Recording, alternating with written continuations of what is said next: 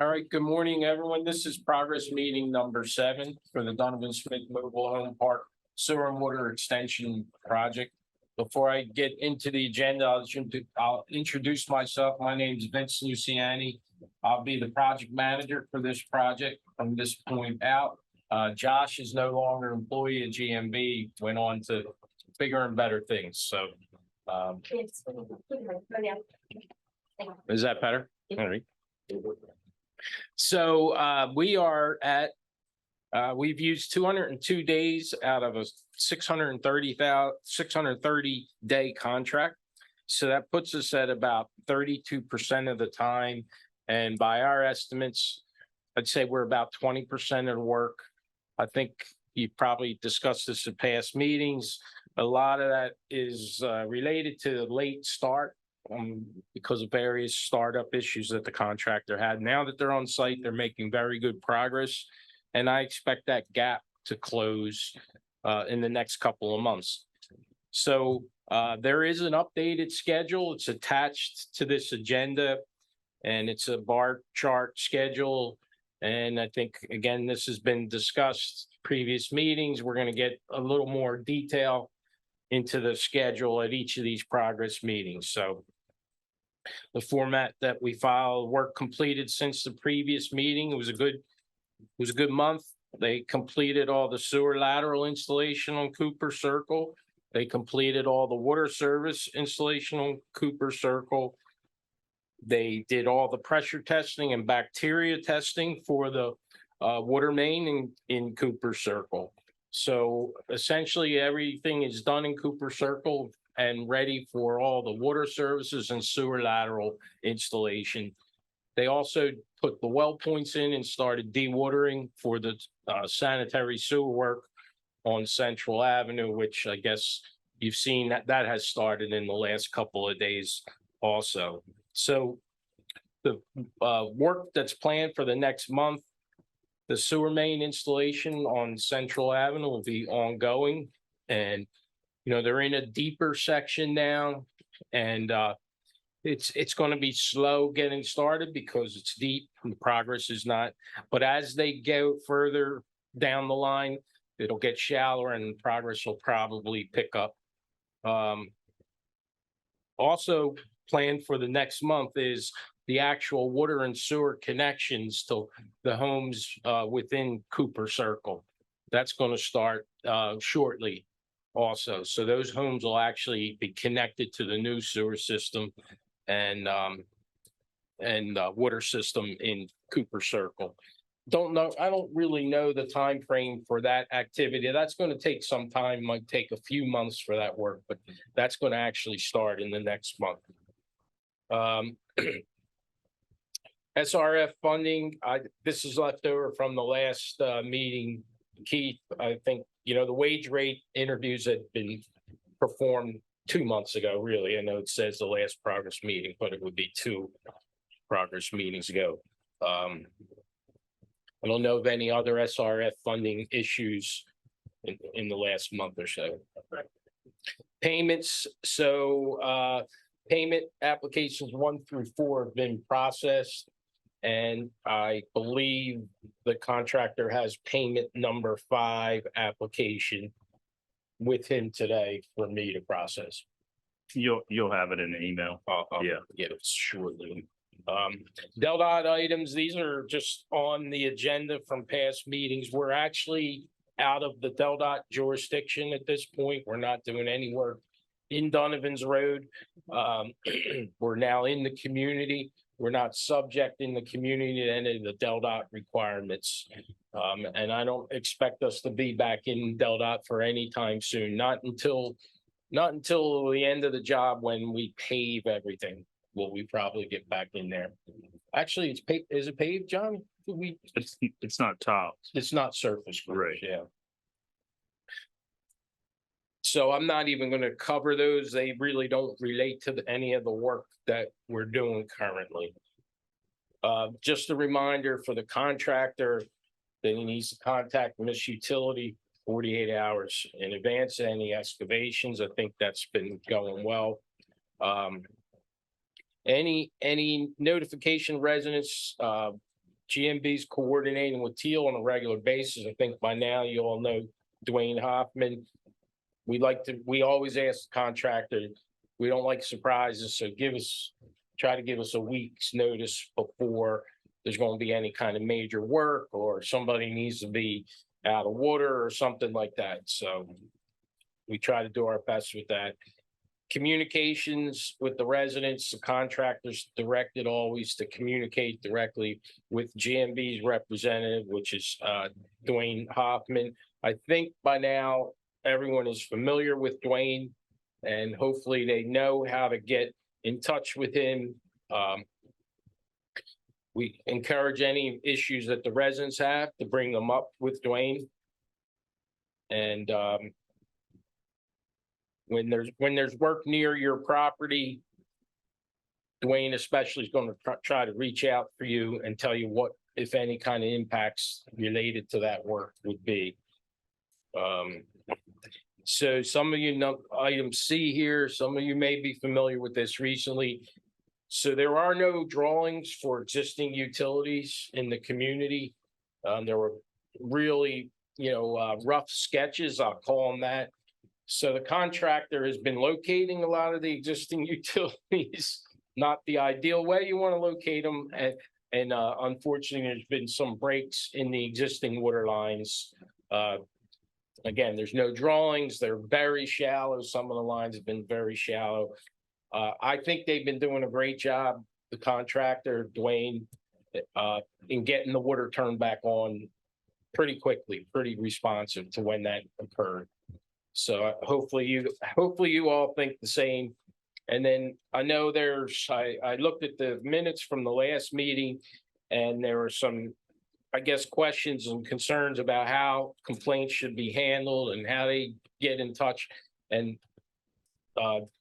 Josh Elliott had put together a letter to everyone, and I've included in this agenda. It's part of the agenda in the back. Just again, summary going over how you can get in touch with the different people, different parties involved in this project. GMB has worked with Teal on a lot of projects, so we are familiar with the RFI process. RFIs are requests for information, so we ask that the contractor contact, now it'll be me instead of Josh Elliott, on any RFIs, requests for information. Safety, we will repeat this at each progress meeting. Safety is the responsibility of the contractor. He needs to abide by all local, federal, state safety regulations, OSHA, et cetera. As far as I know, I have not heard of any incidents, safety incidents. Dwayne is pretty good on his toes all the time about safety. And we just want to keep it that way the rest of the project. So submittals, I think Johnny received the bulk of the submittals. I mentioned to you maybe yesterday, some of the stuff from Harry Caswell might need a few things, the ball valves and et cetera, the dual checks, et cetera. And just a reminder that we need to provide the AIS certification at the end of this project. So going to need that from you, Johnny. Survey stakeout, we'd like to get cut sheets a day or so in advance if we could on the sanitary sewer work. Job site conditions, resident complaints. I left on the agenda item here, I left something from the previous meeting. Evidently, there was an issue at lot G10 where there was an unusual amount of water, ponding, et cetera. The grades in that area did not change because of the work of this project. I understand that Teal went out and actually put some paving down and graded the area and made some improvements in the area. Is that true, Dwayne? They didn't have a paving down, but we graded it. Okay, gotcha. We will track this for the remainder of the job. Since the last meeting, there were 89 hours of inspection time. It's a 471 hour total, and there's 3,029 hours. There were no weather delays and since the last meeting, and there's 4 days total that we've lost due to weather since this project started. Trench backfill, we always are on the contractor to reuse as much of the material as possible. I would say the material that they're excavating out of trenches kind of mixed. Some areas it's very, very good. Some areas we've been uncovering massive trees, large diameter trees, large pieces and sections. And the crew's been doing a good job in, responding to that. So That was a lot of the problems with the water breaks, pulling the trees up, and we didn't know the line was there, and they pulled the tree out, and it would just, the line would just pull apart because there was other areas where it was repaired before. Oh, yeah. I know, I know. So we track the contingency items each month also.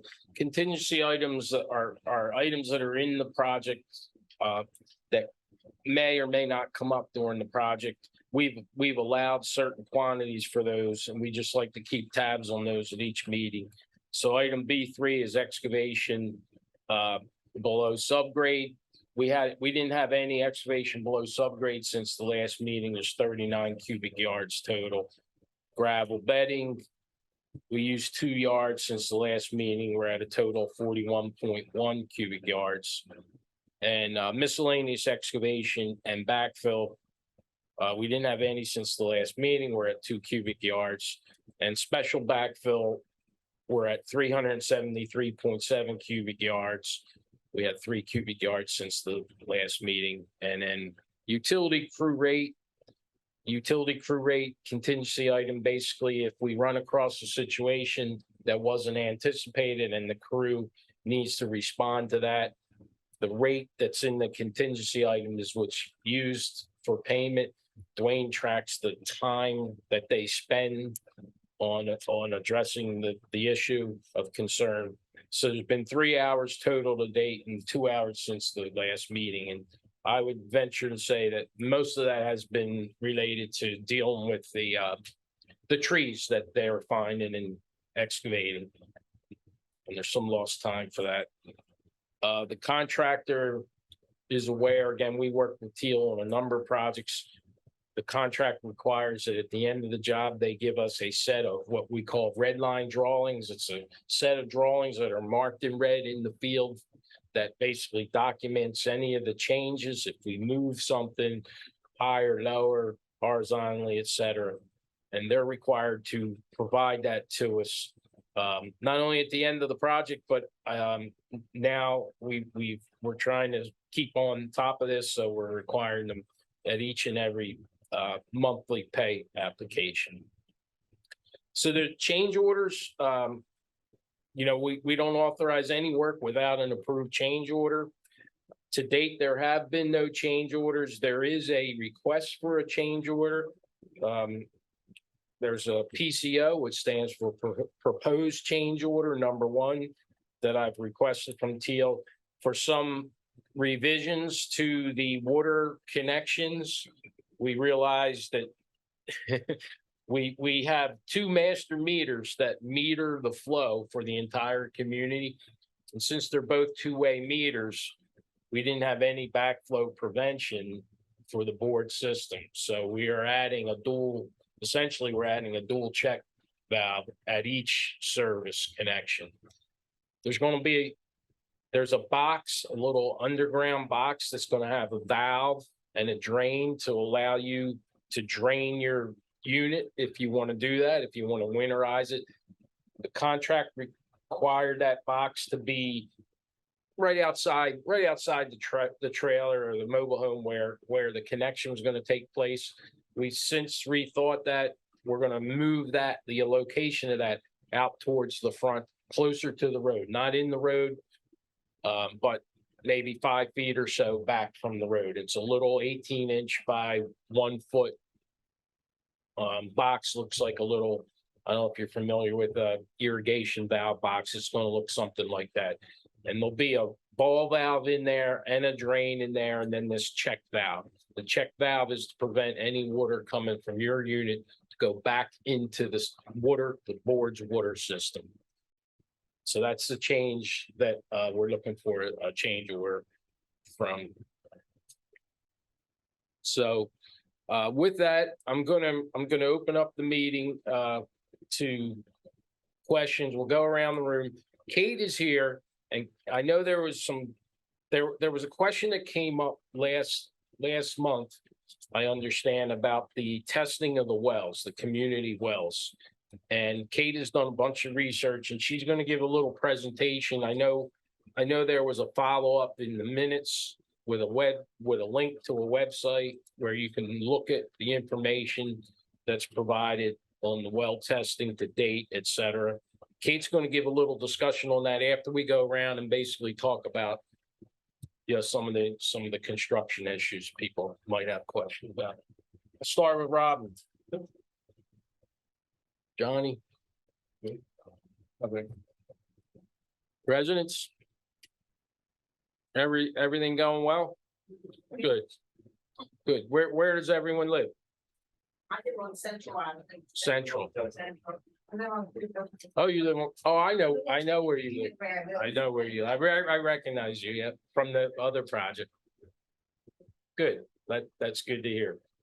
So, well then, with that, I'm gonna let Kate give a little presentation that she did, a little discussion. I don't know how many of you in attendance here looked at the website, or even aware of this issue about, or have questions about the testing of the wells, but Kate's going to summarize it nicely. There's a handout there. Hopefully everyone got this handout. And I'm going to turn it over to Kate. Yeah, so I'm Kate Singh from GMB, and we've been made aware that residents have requested a location of the public water supply testing data for the wells that service the mobile home park. And just to clarify, before I explain any of this, there has been no testing of the water supply for this project. Public water supply testing is mandatory for all public wells in accordance with EPA regulations, and it is required that this data be available to the public. And I'm not a representative of DHSS. This is just my interpretation of the public data that's available. So again, this data is unrelated to the project or the work being done, but we are addressing it at this progress meeting at the request of residents. So we have this handout available. It looks like this. Feel free to take one at the podium if you have not taken one. It has two sides, and the handout goes over where to find the data with a link and walks you through each tab the link will take you to and how to access the data in that tab. And just a quick summary of the contents of the handout for you. Drinking water supply testing is required by the EPA at different intervals for each contaminant. So some are tested monthly, some are tested yearly, some every few years, and these tests must comply to national primary drinking water standards, as well as any additional regulations by the state, et cetera. A violation will be issued if concentrations are above the maximum contaminant levels for the corresponding contaminant for each sample that is tested. And as far as results, there haven't been any violations reported on the website since 2014. There are three categories of contaminants on the website. So it's separated into coliform/microbial, which corresponds to coliform testing, and E. coli. And then it's separated into lead and copper. And the third category is chem/rad, which corresponds to radium and any other non-microbial chemical contaminant. So that last section has a lot of contaminants in it, and it's pretty much a catch-all for anything that's not the contaminants in the other two categories. So for coliforms and microbial testing, which is reported monthly, there have been no violations on the website. For lead and copper, which is reported every 3 years, there have been no violations since one in 2014, which has since been resolved. The most recent test was from the period of 2019 to 2021, and this test reported levels below the maximum contaminant level or action level for these contaminants. And then finally, for radium and non-microbial contaminants, there have been no violations on the website except for one in 1994 for tetrachloroethylene, also known as PCE. And the most recent sample of this contaminant in 2022 reported levels below the detection limit, so they did not detect any. And then basically the big picture of this is that there have been no recent drinking water standards violations reported on the site for this water system, and all testing data will continue to be available at this location. We're not experts on this data specifically, and we did not have anything to do with the testing as it is publicly available data. But if you have any questions about accessing it, we could try to answer them. If you have any questions that are outside the realm of what is publicly available, I would suggest contacting DHSS. So let us know if you have any questions about accessing this or getting into. I know it's a little complicated once you get into each tab. You have to look for what you want. If you know there's a certain contaminant you're looking for, getting to that could be difficult in the way that the website is set up. But once you get to it, all the data is available on when it was most recently tested for, what the results are, and all of the EPA drinking water standards are also publicly available.